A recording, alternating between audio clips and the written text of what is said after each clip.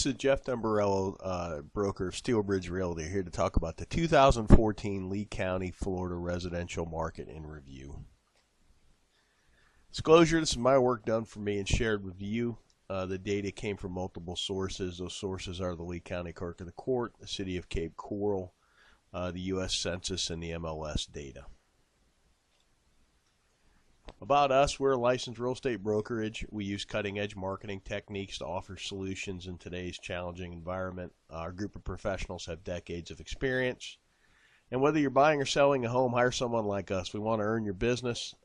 We invite you to contact us. We will be happy to assist you with this important transaction. 5 things you need to know that happened in 2014.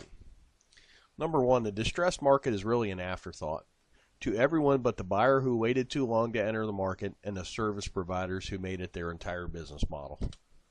This is a chart showing the percentages by month of the distressed market, and here lately we're in the 20, all the way from 15 to 21% in 2014. Here's a chart of foreclosures. I made this chart last January, and I was pretty sure we had assumed the new normal status. This is the chart from this year, and we have definitely assumed the new normal status of foreclosures, which is essentially about 125 to 300. Here's the entire foreclosure trend for perspective. This was the second bump. I think a lot of people thought it was going to resemble this as another second wave. Supplying new inventory is one of the market's biggest challenges. Rising prices will induce some sellers to trade out. But then you got to question where you're going to go if you sold your home, and remember you're going to have to buy into the same market. And if you're an investor, you got to ask yourself, what are you going to do with the money? New construction is the answer to the inventory problem. Here's a couple things to think about. The appraisals will hold prices in check for a little bit until the channel's a little better defined. We're seeing that in our day-to-day business now. Interest rates are still very low, which makes homes affordable. We're really in a market missing an entire vintage of about 2008 through 2013. Land is still historically cheap for now, and here's some perspective on the land prices. This is all lots, all lot types in Cape Coral, average and median price. When you're looking at the last cycle, you really don't get what's going on in this cycle. So when I take the shorter view of just this cycle, the Cape lot market is recovering pretty well. The market is stabilizing in relation to the bubbles of activity. We do bubble charts here to kind of let everybody know where most of the people are looking in the market. Last year's bubble chart, this is from when 2013 versus 2012. There's a very clear shift in the market as it shifted over. When I did 13 versus 14, there really isn't that much of a difference. The market's pretty much stabilized with, we're missing some cheaper homes in the $70,000 price range, but we're selling more 170,000 all the way up into the millions. This chart's a neat chart. It shows the last cycle and this cycle by pricing. The red line being the last cycle, the blue line being the current cycle. And you can see that we mimicked the last cycle for a while, and then you're starting to see 04 and 05 in the last cycle pulled wildly away to where we're just getting slight price increases, but not like we did before. And this is really a function of the banks aren't giving out crazy loans. There's no stated income, no stated asset loans. So this is a sustainable market that's actually driven by sensible leverage. Some perspective, we operate in a seasonal and a cyclical market. The seasonality is really determined by our weather. Up north, when it's warmer, is when they're busier in the real estate market. Here, when it's a little cooler, is when we're busier in the real estate market. The cyclical part of our market is governed by demographics, and we're going to talk about something, seasonal pricing bumps as well. Right now, we're in a sustainable boom. MIM is money in motion. It's every dollar that flowed through. This is actually dollars sold by realtors. And we had an 8.7 increase in the actual volume in the market. The amount of transactions went up 1.1%. The median is actually rising faster than the average, which shows the bottom of the market is coming up faster than the market itself is correcting. The percentage of bank-owned properties jumped up slightly from 13.6 to 15.05, where short sales really fell off the map. They were 8% of the market in 13, and they're only 3% of the market in 14. And another neat thing to look at, cash sales in 2013, 60.7% were cash in 2013.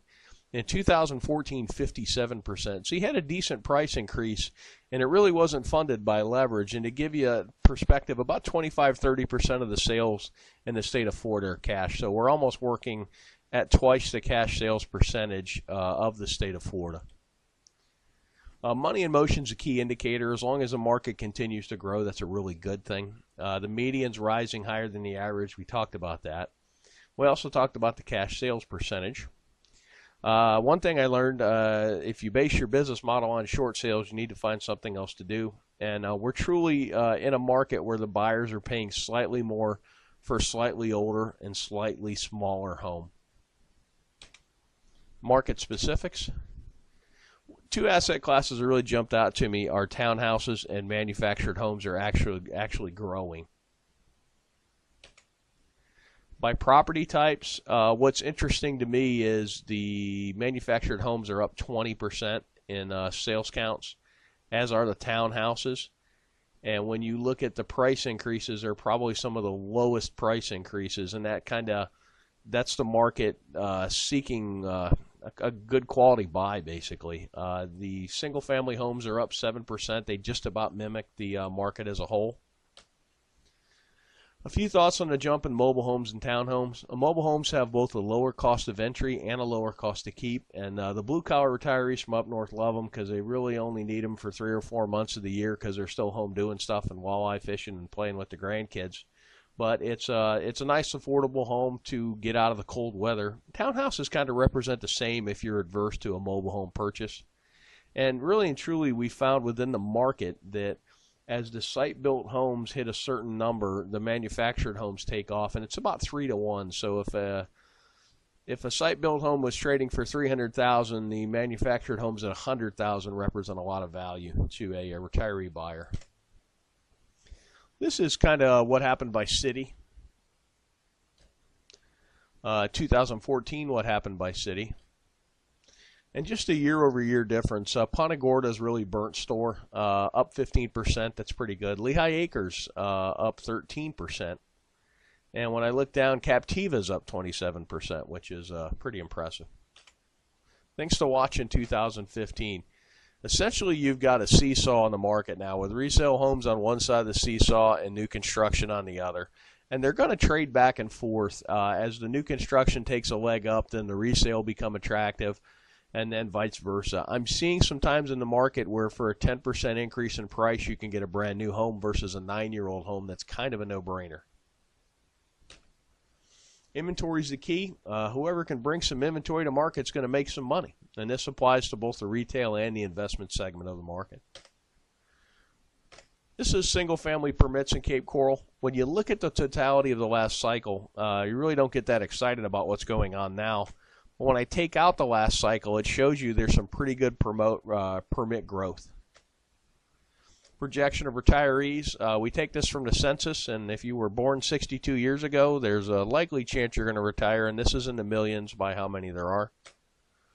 This is actually the 62-year-olds against our sales counts. It's a pretty good correlation. And then 66 is kind of the official retirement age.